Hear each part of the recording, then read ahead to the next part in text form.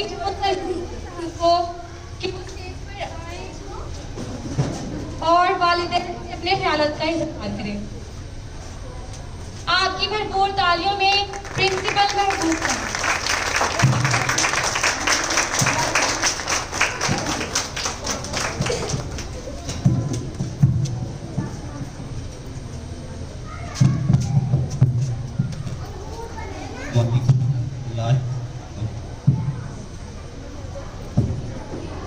السلام علیکم ورحمۃ اللہ وبرکاتہ.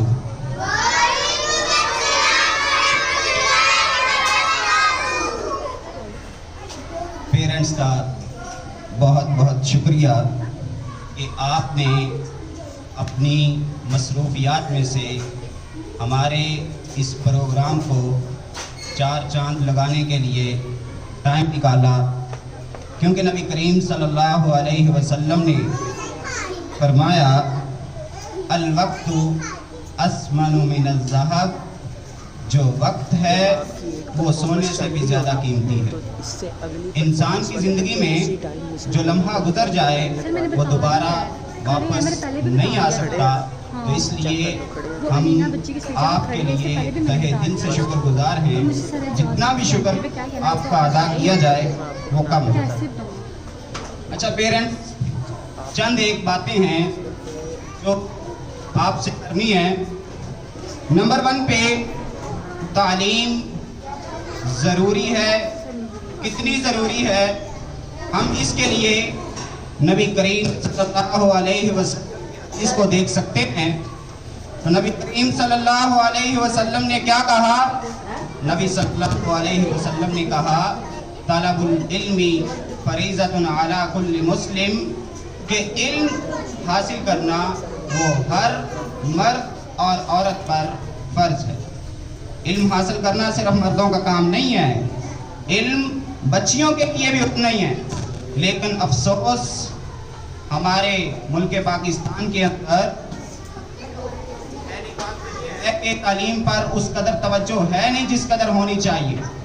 نمبر 2 پہ اگر تھوڑی بہت ہی ہے بھی تو پھر فیمیل یعنی کہ گرلز کے لیے اداروں کا قیام اس قدر نہیں ہے جس قدر اسٹوڈنٹس یعنی کہ میل اسٹوڈنٹس کے لیے ہے. اور تعلیم کے ساتھ ساتھ تربیت کا ہونا لازمی ہے. اگر تعلیم کی کمی ہو تو تربیت اس کو ڈانپ لیتی ہے، لیکن اگر تربیت میں کمی آ جائے تعلیم اس کو پورا نہیں کر سکتی.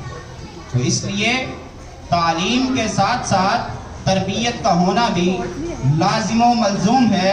تعلیم سے کہیں زیادہ تربیت پہ فوکس کرنا ہوگا. تو اس لیے میں والدین سے گزارش کرتا ہوں کہ وہ ہمارا ساتھ دیں یہاں پہ ہم بچوں کی تربیت پہ، اور جس وقت بچے آپ کے پاس ہوتے ہیں آپ بچوں کی تربیت پہ غور کریں اور ان کو اس طرف لے کے. نمبر 3 تعلیم کے ساتھ حکمت کا ہونا بھی بہت ضروری ہے. تعلیم ہے حکمت نہیں ہے انسان پھر بھی مار کھا جاتا ہے، انسان پھر بھی نقصان کروا بیٹھتا ہے. مثال کے طور پر اگر میں آپ کو مثال دوں کہ شیطان ابلیس، اس کا پہلا نام یہ نہیں ہے، شاید شرابیل اس کا نام تھا اور یہ اس کا شمار فرشتوں میں ہوتا تھا.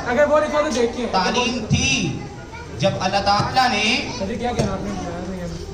شیطان کو یہ کہا کہ آپ آدم کو یعنی کہ خاکی کو، انسان کو سجدہ کرو، تو وہ غرور میں آ گیا. اس نے اپنی تعلیم کا اظہار کیا، تربیت کا اظہار نہیں کیا اور وہاں پہ حکمت کو نہیں اپنایا اور رہتی دنیا تک ضلالت کو اپنی ذمہ ہے.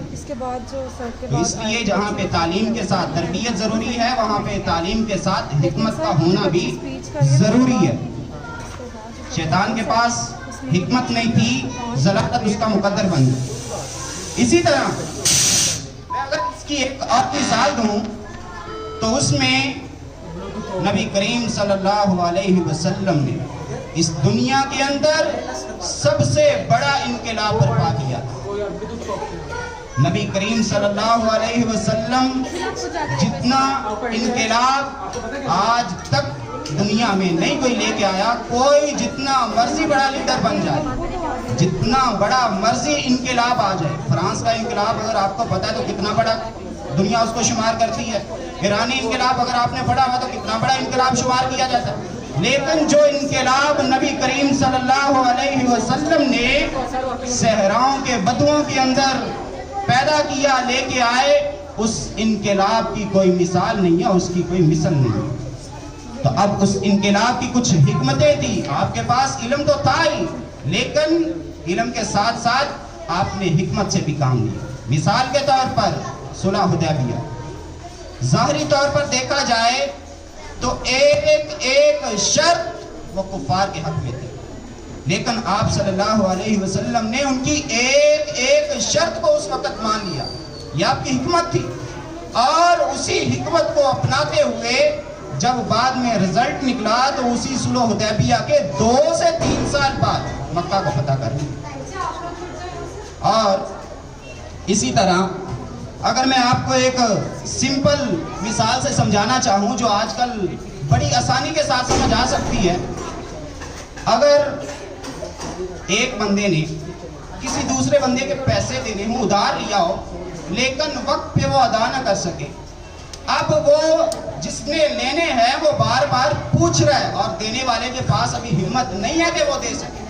اور ایک دن ایسا ہو جو لینے والا وہ دروازے پہ آ جائے, دروازہ نوک کرے, اور جس نے پیسے دینے ہیں اس کو کسی طریقے سے علم ہو جائے کہ وہ بندہ آیا.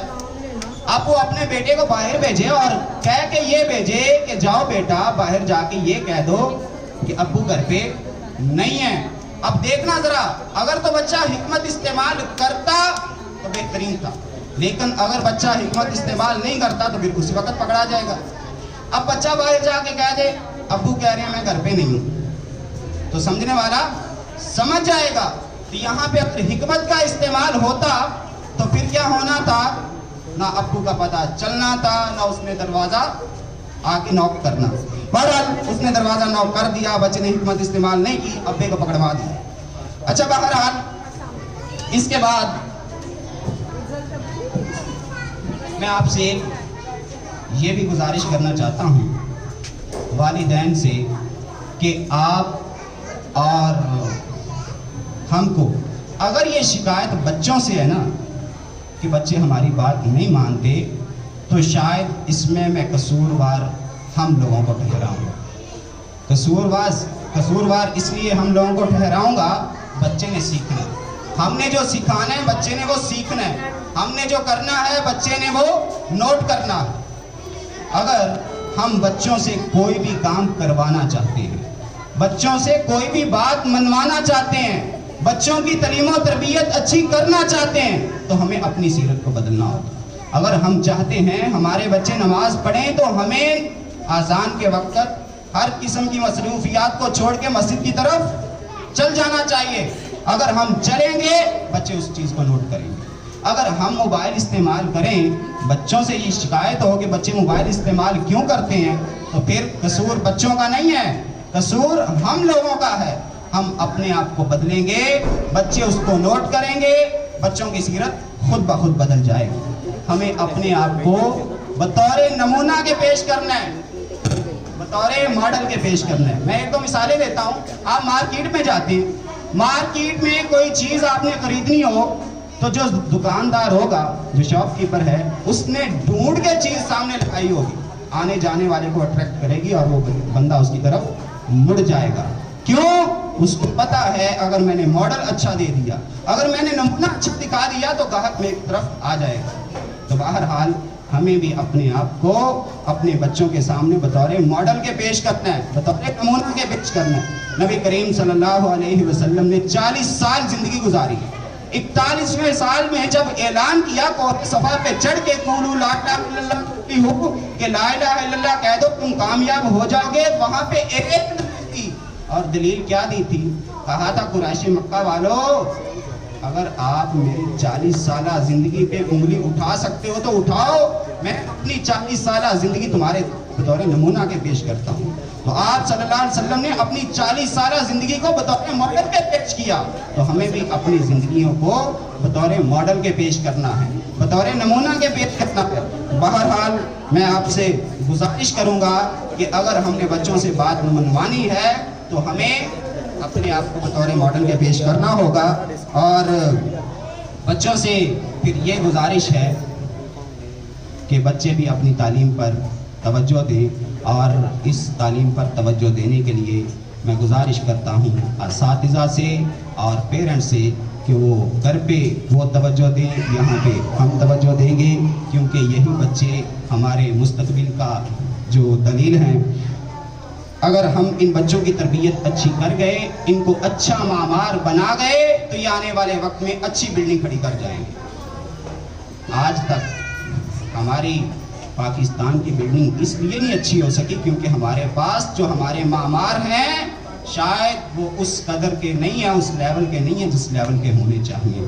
تو آج سے ہمیں کوشش کرنی چاہیے کہ جو آنے والی ہماری قوم کے معمار ہیں بہت بہترین ہونے چاہیے۔ تو معمار بنانے کے لیے اس میں آپ کی بھی توجہ کی ضرورت ہے اور ہماری جستجو کی بھی ضرورت ہے۔ تو بہرحال اقبال نے کہا تھا افراد کے ہاتھوں میں ہے اقوام کی تقدیر، ہر فرد ہے ملت کے مقدر کا ستارہ۔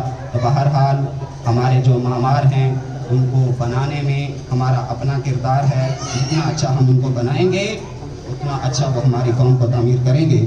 اور اس کے بعد میں نے کہا تھا جو بات دل سے نکلتی ہے اثر رکھتی ہے، پر نہیں طاقت پرواز مگر رکھتی ہے۔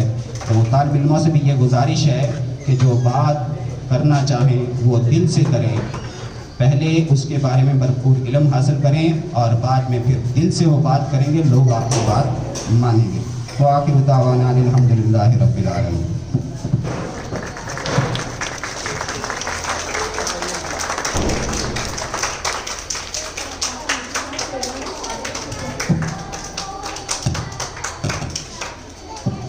میں شکر گزار ہوں سر محبوب صاحب کی کہ وہ اسٹیج پر آئے اور انہوں نے خوبصورت الفاظ میں اپنے جذبات کا اور اپنے خیالات کا اظہار کیا۔